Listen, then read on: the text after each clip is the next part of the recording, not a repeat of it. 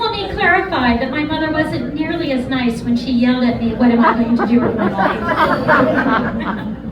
So I decided to educate myself out of poverty. And that was my whole plan.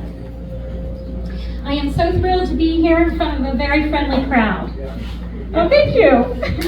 I work under the premise that most people are my friends. They just don't know it yet. So I became so aggravated when I saw the onslaught of this administration come down to the pike. And as I told a few people earlier, I marched down to the Rockingham Dems and said, put me to work. And the next thing you know, I'm running for office. So be careful what you ask for, little girl. Be very careful what you ask for, a little girl, for surely you shall get it. My husband has a joke. He says that when I'm on, and I had another colleague, Madhu Lal, Dr. Lal was about this high, they were short-staffed. And that's not true. I was at the Clover Hill parade last week, and I will tell you, that was a bit of a challenge. And we had a group of wonderful 8 people in the beginning, and Ben Klein walked right by me. And my gang of 8 started challenging him on that last awful vote on the BBB, the big abominable bill, the big billionaires bill, the big you fill in the blank bill. And he thanked us for our opinion.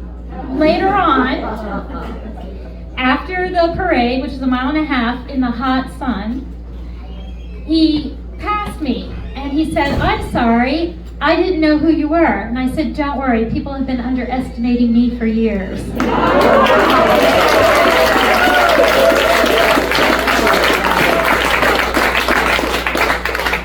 I run with a gang of now up to 20. So we run a lunch without spineless climb every Thursday in front of his Harrisonburg office. I've got 2 devoted demonstrators here already. They're over at that table. Go say hello to Kathy and Jane. And everyone is welcome to come join us. Now, I was at the Bath County barbecue yesterday, and let me tell you, oh my God, that was so much fun. And I am going to steal blatantly from Aubrey Lynn. We had double the amount of people that were expected to turn out. There were over 100 people, and I'm telling you, the food was good, the band was great, and I didn't even get to dance, but I got to meet a lot of nice people. So here's what Aubrey Lynn did, and apparently it changes your brain chemistry, because when you open your wallet, I don't want the bats to fly out, I want the checks to fly out. So you're going to repeat after me. We are fed up, we are fired up, and we are organized. We will do it again and again, so the brain chemistry gets you all riled up. Fed up, fired up, organized. All right, fed up, fired up, organized. All right, I think you all are riled up. So I'm going to tell you a little bit about myself. I am a clinician first and foremost. I love people. I love talking to people. I wanted to know their stories. I really do. I'm interested. I remember names and stories, especially if I can tag them along. And let me tell you about my very first patient on my very first rotation on my very first day, which is why I'm not an OBGYN or a pediatrician. I like my old people.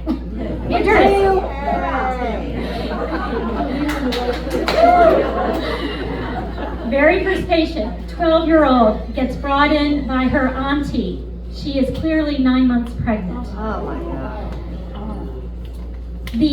It was July 1st. That's the first day that we start rotations and the new intern. So he was just as shocked as I was.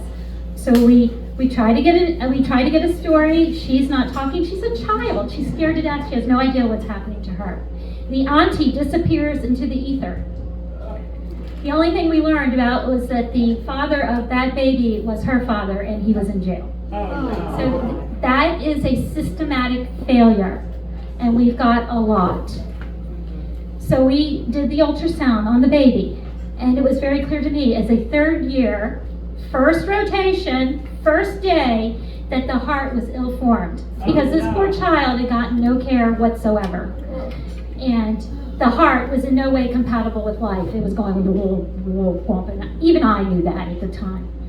And of course, this poor child who had carried this pregnancy to term had to go for an emergency C-section, and the fetus did not survive, and it was not expected to. And then that poor child gets sucked up into whatever system is going to care for her. And I wasn't able to keep touch or find out, but it was just horrible. And it broke my heart. It broke my heart in so many ways.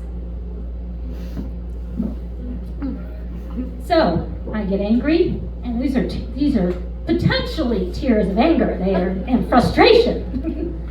So we have a chance now to turn the tides. I realized that if I didn't accept the position of candidate for the 35th district, I am the 99th candidate to sign up in Virginia, so I'm at the tail end. If I did not do that, I would be so angry with myself.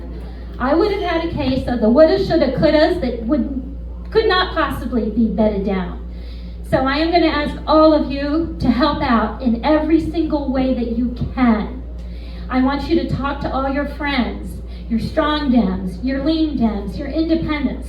Suss them out, find out if there's an issue that you can bond on, and get them to commit to voting, especially if it's voting for me or one of my colleagues.